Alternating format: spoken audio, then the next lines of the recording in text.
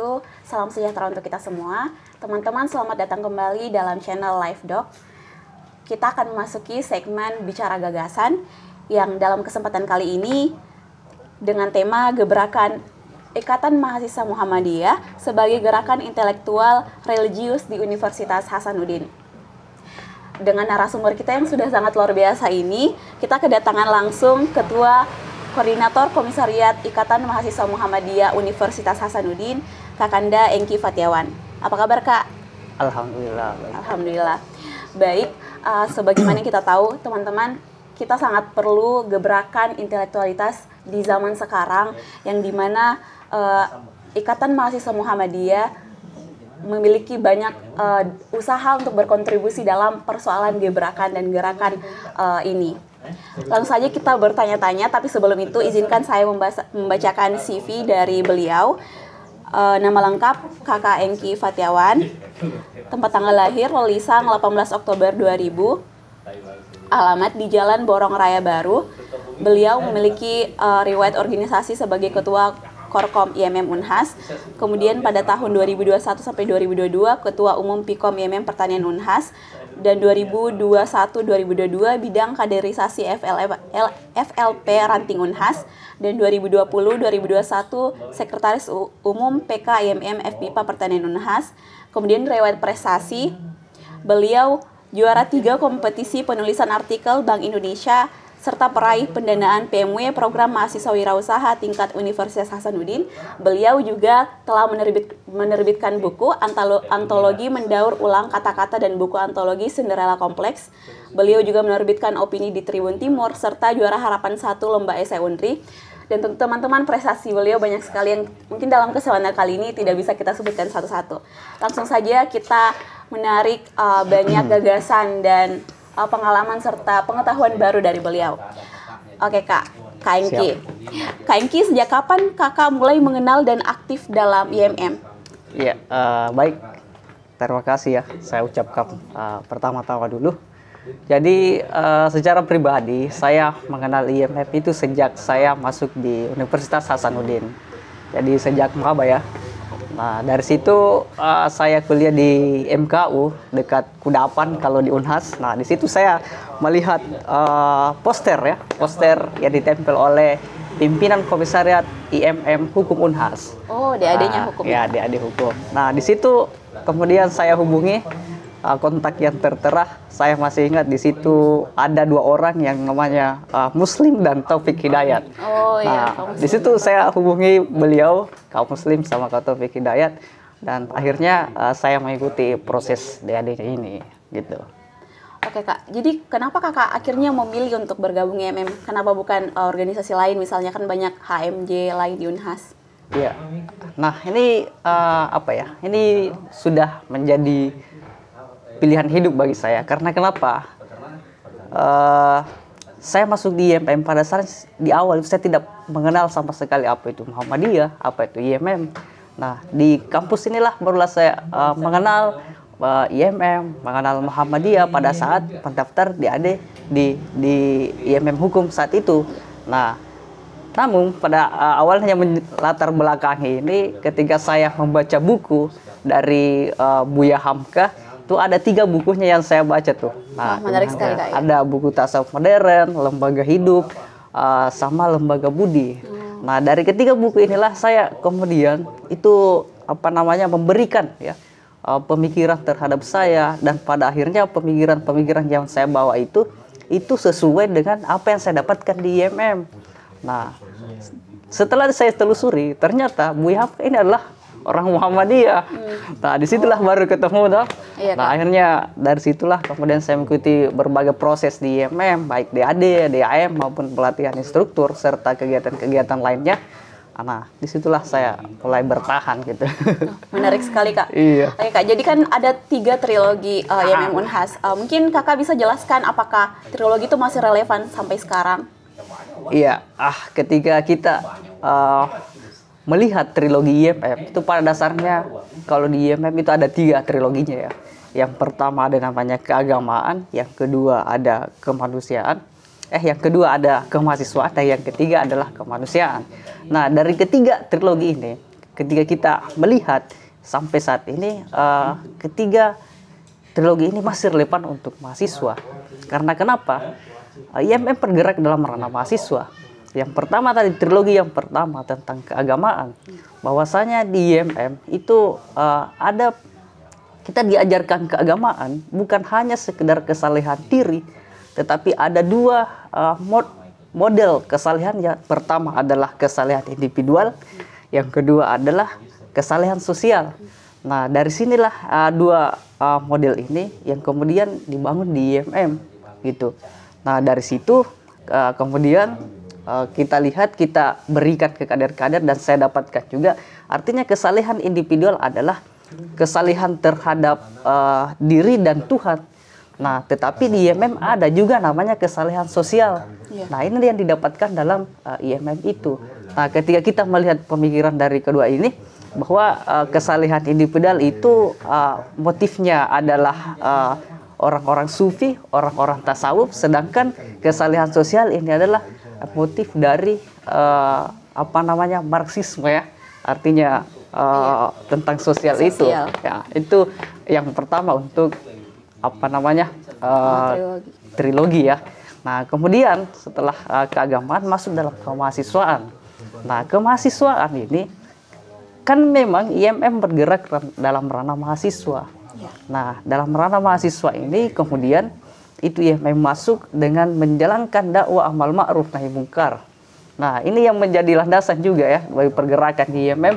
Dalam surah Ali Imran itu ayat 110, di situ dikatakan bahwa kuntum khaira ummah ukhrijat linnas ya, ta'muruna bil ma'ruf wa tanhauna 'anil munkar.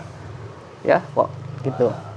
Nah, dari inilah menjadi landasan kemudian IMM itu bergerak dalam ranah mahasiswa, menyebar dakwah amal ma'ruf nahi mungkar. Artinya mahasiswa bukan hanya sekedar dia belajar dalam berbagai bidang, tetapi mahasiswa juga harus menjadi kaum intelektual itu sendiri. Gitu. Kemudian yang ketiga ada namanya humanitas. Nah, humanitas ini merupakan wadah amalnya IMM. Nah, humanitas ini adalah bagaimana IMM memiliki dimensi sosial. Bagaimana IMM mengamalkan yang namanya, kalau di Muhammadiyah namanya tauhid sosial, ada juga dalam pengaplikasian ayat-ayat Al-Quran dalam surah Al-Maun atau kita kenal dengan teologi Al-Maun. Nah, inilah yang kemudian di trilogi IMM itu yang dibangun di kader-kader IMM ya, khususnya di Unhas juga gitu. Menarik sekali Kak. Oh ya Kak, jadi IMM ini kan sudah sejak lama di Unhas Kak. Kalau boleh tahu siapa saja alumni yang Anda jadikan teladan dan tempat diskusi Kak selama di IMM? Iya, kalau berbicara tentang siapa yang dijadikan teladan di IMM, pada dasarnya itu banyak sekali ya. Apalagi kali di Unhas itu senior-senior IMM Unhas itu bertebaran di mana-mana, menjadi orang-orang hebat, menjadi tokoh-tokoh pemikir bangsa ini juga. Ada memang beberapa orang yang dekat dengan saya, artinya di IMM itu kita junjung yang namanya senioritas ya, apalagi di IMM Unhas. Nah, itu sangat penting juga. Tapi senioritas ini berbeda dengan seniorisme. Nah, ini ada perbedaan sedikit di sini. Senioritas itu baik karena mendekatkan kita dengan senior. Nah, ada beberapa senior yang biasa saya teman diskusi. Salah satunya adalah pendiri kampus gagasan ini sendiri. Dari namanya ada Kanda Rizal Fauzi. Ya, kemudian juga ada menjadi panutan bagi saya dan teman-teman penulis khususnya ya, ada Kak Fajur Rahman Jurdi. Nah, ini menjadi panutan saya juga ini. Kemudian untuk teman diskusi ada juga Kanda Muslim Hakem, Kanda Taufik Hidayat. Ada beberapa senior-senior lagi yang lebih tua kayak Kanda Hafid Paronda, Kanda Habibi dan sebagainya. Pokoknya saya mau maaf ini Kak, saya tidak bisa sebutkan satu persatu karena banyak sekali ya. Kalau boleh tahu Kak, berapa komisariat yang ada di Unhas dan apa saja ancaman dan tantangannya Kakak tentang IMM? Oke. Kalau kita melihat komisariat yang ada di Unhas itu ada 8 komisariat ya yang tersebar di beberapa fakultas di Unhas. Itu ada dari komisariat hukum, ada komisariat pertanian, ada komisariat ekonomi dan sosial politik, ada juga komisariat FK dalam ranah kesehatan di Unhas, ada FMIPA, dan ada ilmu budaya juga, dan ada juga di teknik. Nah itu. Nah kalau kita berbicara tentang ancaman dan tantangan IMM, jika kita melihat secara luas dulu dalam arti pergerakan mahasiswa, hari ini memang kita lihat bahwa IMM dan organisasi kemahasiswaan lainnya itu pada dasarnya mengalami perubahan ya. Melalui perubahan ini diawali pada saat terjadinya pandemi COVID-19. Nah ini saya dapatkan berbeda sekali bahwa sebelum COVID-19 dan setelah COVID-19 itu terjadi penurunan keinginan mahasiswa untuk mengikuti kegiatan kemahasiswaan. Ya, mungkin ini juga merupakan pengaruh dari perubahan zaman ya, perubahan zaman, kemudian kebiasaan yang dibangun pada saat work from home itu. Nah, itulah yang terjadi sekarang dan akhirnya menurunkan minat mahasiswa. Nah, tetapi hal ini pada dasarnya walaupun menjadi tantangan, tetapi saya merasa ini juga bisa menjadi peluang. Ya, kenapa? Karena gerakan mahasiswa itu pada dasarnya harus fleksibel dengan zaman. Nah, makanya ketika kita lihat di IMM dan Muhammadiyah, kita fleksibel dengan zaman, kita ada namanya berkemajuan, kita memiliki gerakan tajdid, gerakan pembaharuan yang artinya mengikuti zaman. Nah, dari situlah kemudian apa yang dari sebelumnya tidak masuk dalam ranah teknologi, masuk dalam ranah artificial intelligence, makanya sekarang yang ingin kita bangun di IMM adalah bagaimana kita mengikut zaman dengan masuk juga dalam algoritma teknologi maupun artificial intelligence seperti itu. Oh betul sekali Kak, karena memang di tengah lesunya mahasiswa berorganisasi seperti sekarang ini pasti kita memerlukan strategi. Nah, salah satu program IMM Korkom Unhas ini adalah Sekolah Filsafat Kak. Nah, bagaimana model kegiatan dan respon mahasiswa dalam menjalani Sekolah Filsafat tersebut? Kalau di IMM Unhas ya, khususnya Sekolah Filsafat itu menjadi program unggulan. Ya, kenapa dijadikan program unggulan? Karena dengan kita berpikir bahwa mahasiswa ini membutuhkan yang namanya alur pemikiran, membutuhkan alur pemikiran yang lurus. Ketika kita masuk dalam sajak ya yang disampaikan oleh Westrindra, bahwasanya kita ini tidak mendapatkan uraian pikiran lurus karena tidak diajar filsafat dan logika. Nah, dari situlah yang kemudian yang melatar belakangi ini sehingga di IMM Unhas itu terus menggencarkan gerakan pemikiran, menggencarkan di sekolah filsafat, menggencarkan logika bagi kader-kadernya. Nah, untuk respon dari teman-teman di Unhas maupun kader ya, tentunya dia sangat menyambut baik ini kegiatan. Terbukti dari beberapa pertemuan yang kita lakukan di Unhas yang bergilir dari satu komisariat, dari satu fakultas ke fakultas lain ya, yang menjadi tuan rumah di sini adalah komisariat-komisariat yang ada di Unhas.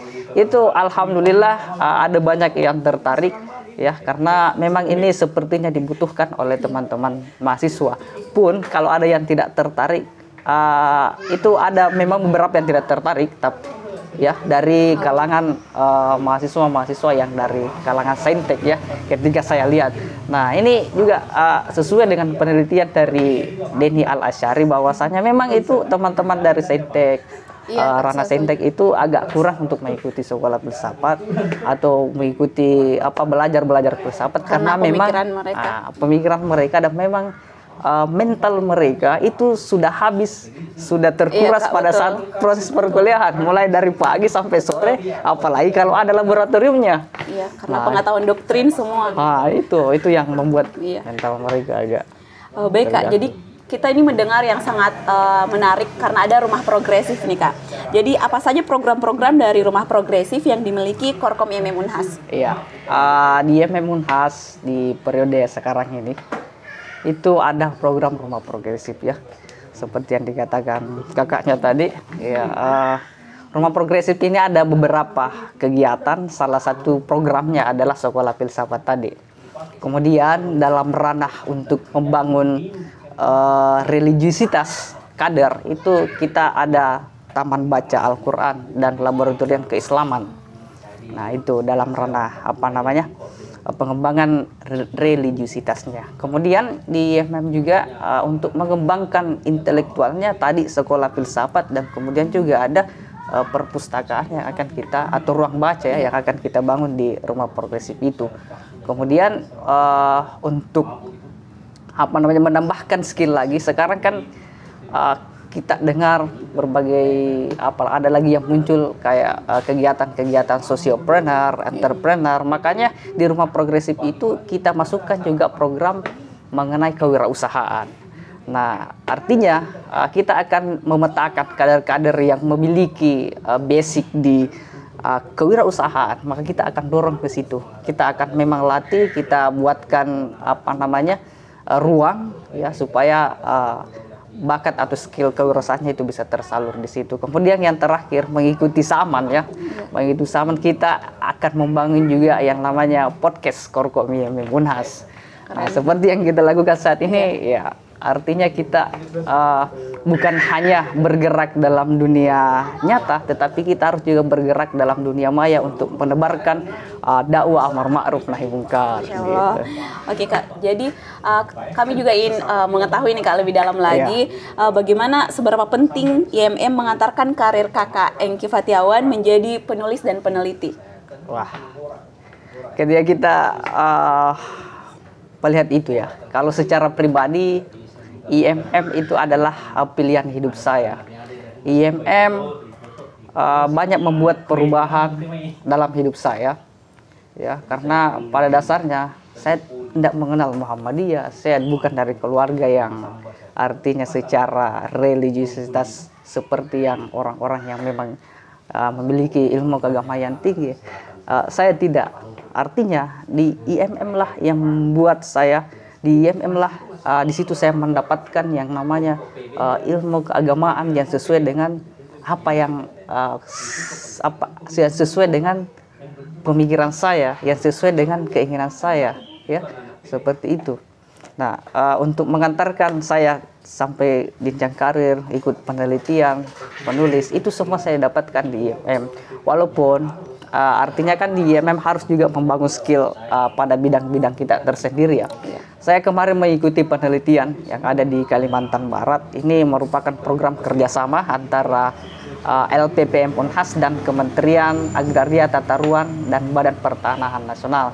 Nah, di sana saya meneliti baik secara sosial maupun hukum. Ada juga teman-teman dari hukum. Kalau saya pribadi dari bidang geospasial yang akan memetakan jika ada temuan tanah ulayat maupun tanah komunal yang ada di sana. Menarik. Nah, itu apa yang mengantar saya ke sana? Tentunya yang pertama adalah IMM. Karena untuk direkrut masuk di situ pasti adalah yang dilihat bagaimana skill yang saya miliki, termasuk di bidang saya, bagaimana skill kalau di IMM ada skill kepemimpinan, skill komunikasi dan sebagainya. Mungkin itu yang bisa dilihat dari saya, karena pada dasarnya untuk masuk di situ kita dites dulu. Gitu. Nah, ini sangat penting. Kemudian di kepenulisan. Nah, ini dari awal memang saya tertarik masuk di IMM itu karena saya melihat bahwa tokoh-tokoh di Muhammadiyah, tokoh-tokoh di IMM itu adalah banyak penulis. Banyak penulis. Kenapa saya tertarik untuk menulis juga? Karena apabila kita hanya bermodalkan orasi saja, ya setelah berbicara beberapa menit kemudian itu akan dilupakan. Iya.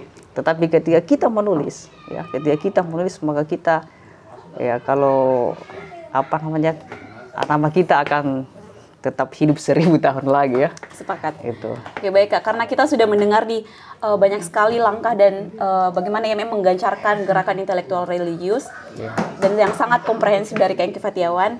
Maka dari itu kita akan melangkah ke pertanyaan terakhir. Kak Engky, apa harapan Kak Engky? Apa harapan Anda untuk IMM Unhas? Ya, harapan saya untuk IMM Unhas dan kader IMM pada umumnya ya. Dalam visi misi yang saya sampaikan pada saat pelantikan kemarin, di situ mengangkat tema bagaimana kita menjemput Indonesia emas di tahun 2045. Artinya apa? Kader-kader IMM di tahun 2045 itu bisa menjadi manusia-manusia emas. Ya, Amin. ketika dianalogikan dalam sebuah dalam sebuah ilmu pertanian ya. Artinya ketika kita menebar benih di lahan yang tandus ya, maka dia akan tumbuh menjadi emas, menjadi nikel. Nah, begitu. Dia akan bermanfaat bagi sesamanya. Dimanapun dia ditebar, kadar IMM itu harus tumbuh. Kadar IMM harus mampu beradaptasi dengan sosialnya. Kadar IMM harus mampu memberikan dampak. Karena pada dasarnya seorang intelektual itu adalah bukan hanya sekedar membaca dan menulis, tetapi seorang intelektual itu adalah orang-orang yang memiliki dampak yang baik terhadap sosialnya. Ketika kita sambungkan dengan intelektual religiusitas, ya, bahwasanya intelektual religiusitas ini adalah orang-orang yang berintelektual, memiliki kapasitas diri, ya, dengan menjadikan agama Islam sebagai landasan dalam pergerakannya dan tidak melupakan humanitas, tidak melupakan sosial yang ada di sekitarnya. Nah, itu. Kemudian yang terakhir yang ingin saya sampaikan juga, harapan saya ke depan bahwa IMM Unhas itu ke depan akan semakin jaya. Mungkin setelah saya akan ada teman-teman yang akan melanjutkan perjuangan ini. Artinya perjuangan ini harus kita salurkan kepada adik-adik kita di IMM Unhas. Yakinlah bahwasanya ketika kita ber-IMM itu akan ada implikasi positif yang akan kembali ke dalam diri kita. Masya Allah, luar biasa sekali.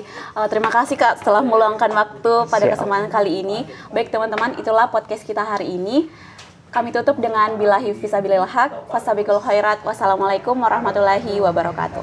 Waalaikumsalam.